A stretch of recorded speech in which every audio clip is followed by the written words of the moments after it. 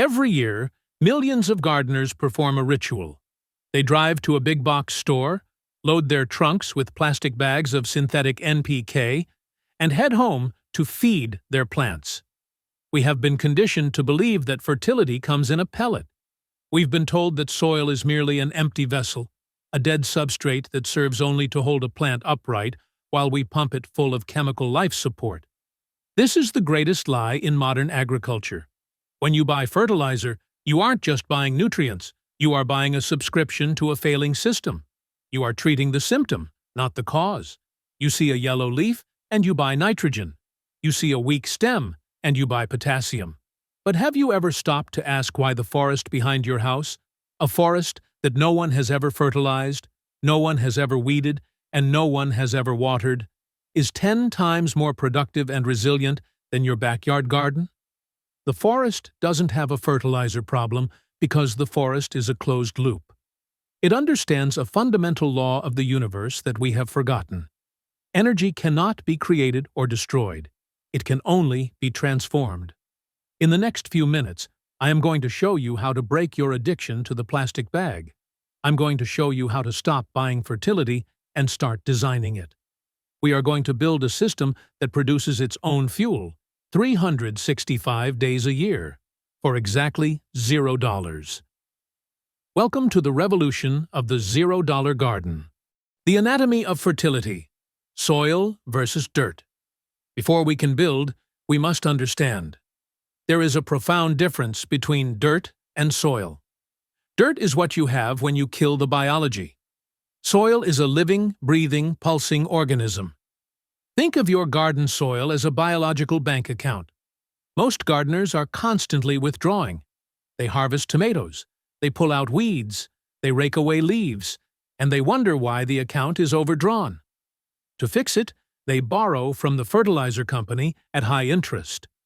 True fertility is the result of a microbial labor force. Beneath your feet, there are more organisms in a teaspoon of healthy soil than there are humans on Earth. There are nitrogen-fixing bacteria, phosphate-solubilizing fungi, and predatory nematodes. These organisms are the world's greatest chemists. They can unlock minerals from solid rock. They can grab nitrogen, the most important plant nutrient, directly out of the air, which is 78% nitrogen, and deliver it to the roots for free. Why aren't they doing it for you? Because you haven't given them a job description. You haven't given them a home. To garden for $0, we must stop being farmers and start being microbe ranchers. We need to provide 3 things: shelter, water, and carbon. Strategy 1. The carbon currency. If biology is the labor force, carbon is the currency. In the modern world, we treat carbon as waste. We bag up fallen leaves and put them on the curb. We take grass clippings to the landfill. We burn our pruning branches. In a $0 garden, this is insanity. Every leaf is a solar panel that has captured the energy of the sun and stored it in a physical form. When you throw away a bag of leaves, you are throwing away free energy. Our first strategy is the blanket method. Look at the forest floor. It is never naked. It is always covered in a thick, spongy layer of decomposing organic matter. This is the forest's skin. You need to scavenge. Go to your local coffee shop and take their used grounds. They are high in nitrogen and completely free. Go to the local arborist and ask for a load of wood chips. They often pay to dump them, and they will give them to you for nothing. Collect the autumn gold, the millions of leaves that your neighbors are desperately trying to get rid of. Spread this carbon blanket 10 inches deep across your entire garden. This is not just mulch. This is an in-situ, slow-release compost pile. As the rain hits this blanket, it creates a nutrient-rich tea that seeps into the soil. You aren't bailing out a sinking ship anymore. You are recharging the battery. Strategy 2. The chop and drop architecture. Most people think a garden should be neat. They want straight lines and bare earth between plants. This is an aesthetic choice that leads to biological bankruptcy. In a Seymour-style garden, we use dynamic accumulators. These are specific plants, like comfrey, mulberries, or even certain weeds like dandelions, that have deep taproots. They reach down into the subsoil, into the parent material that hasn't been touched for centuries, and they mine minerals like calcium, magnesium, and potassium. They bring those minerals up into their leaves. When the plant is lush and green, we perform the chop and drop. We cut the foliage and drop it right where it falls, around the base of our heavy feeders like fruit trees or tomatoes. We aren't hauling compost across the yard. We are growing the compost exactly where it is needed. This is biological vertical integration. The plant does the work of deep mining. The sun provides the energy for growth, and your only job is to act as the regulator with a pair of shears. You are harvesting the sky and the deep earth to feed the surface. $0, zero transport, zero waste. Strategy 3. The nitrogen factory. Nitrogen is the fuel of the garden. It's what makes plants green and leads to explosive growth. It is also the most expensive part of the fertilizer bag. But as I said earlier, you are standing in a sea of nitrogen. Every breath you take is mostly nitrogen. Nature solved the nitrogen problem millions of years ago through a partnership called symbiosis. Plants in the legume family, beans, peas, clover, vetch, and trees like black locust or alder have formed a deal with rhizobium bacteria. The plant gives the bacteria sugar, made from sunlight, and in exchange, the bacteria fix atmospheric nitrogen into a form the plant can eat. In a $0 garden, we never plant a crop in isolation. We plant guilds. If you are planting corn, you plant beans at its feet. If you are planting an apple tree, you surround it with clover. Think of these nitrogen fixers as your battery chargers. Every time you prune a nitrogen-fixing shrub, some of its roots die back in response. When those roots die, they release a nitrogen bomb directly into the soil, right at the root zone of your neighbor plants. This is precision fertilization that no liquid chemical can ever match. You are no longer buying nitrogen, you are growing it. Strategy 4. The hydraulic engine, swales and moisture. None of this biology works without water. Bacteria cannot swim through dry dust.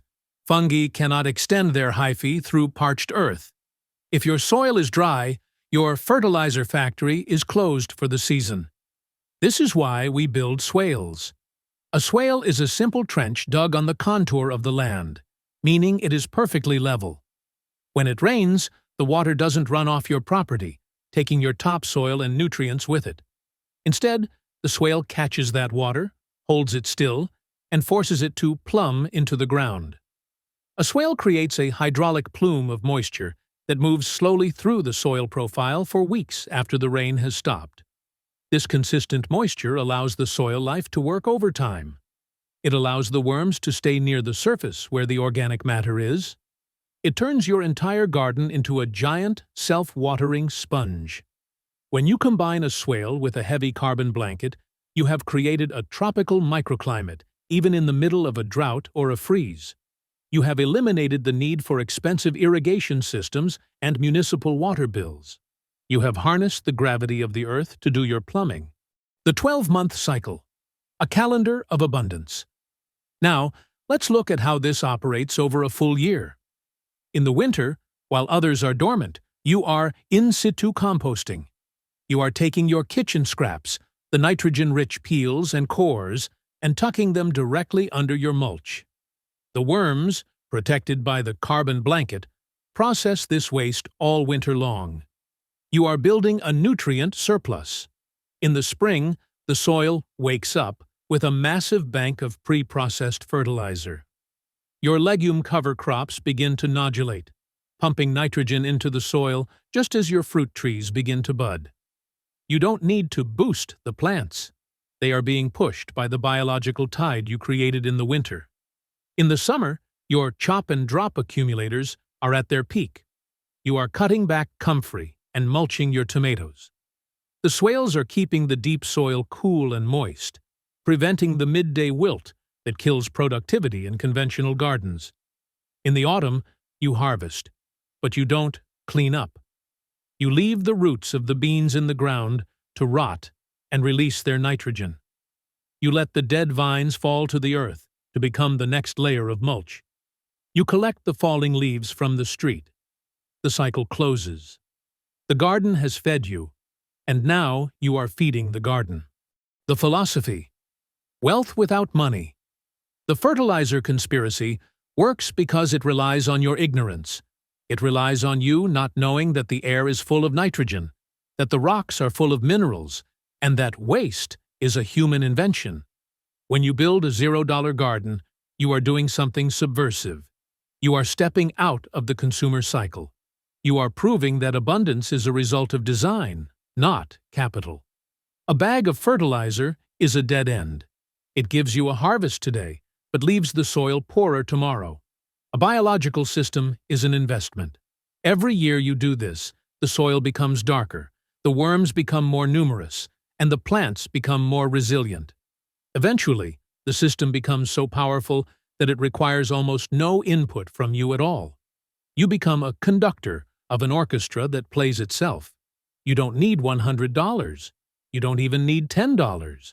You need a shovel, a pair of gloves, and the humility to realize that nature is a better gardener than you will ever be. Stop fighting the weeds. Understand what they are telling you about your soil. Stop fighting the bugs. Understand that they are the cleanup crew for weak plants. The 12-month self-sustaining garden is not a destination. It's a relationship. It's the realization that you are not separate from the earth. You are the part of the earth that has been given the hands to help it thrive. The epilogue: let's start the first step. Your first step isn't to go to the store. It's to go to the curb. It's to look at the waste around you with new eyes. Grab a bag of leaves.